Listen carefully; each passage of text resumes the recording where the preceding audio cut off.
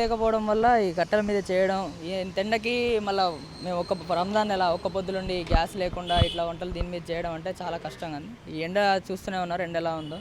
ఆ ఎండకి ఈ మంటలు ఈ సెగలలో చేయడం అంటే చాలా కష్టం అయిపోతుంది. కంపల్సరీ 4 సిలిండర్లు అవసరమేనండి. 1-2 వంటలకు కానివ్వండి, లోపల చైనీస్ స్టార్టర్స్ వీటి కోసం కానివ్వండి, బయట రుమాలి రోటీ వీళ్ళ గురించి కానివ్వండి, కంపల్సరీ 4 బండలు కావాల్సిందే.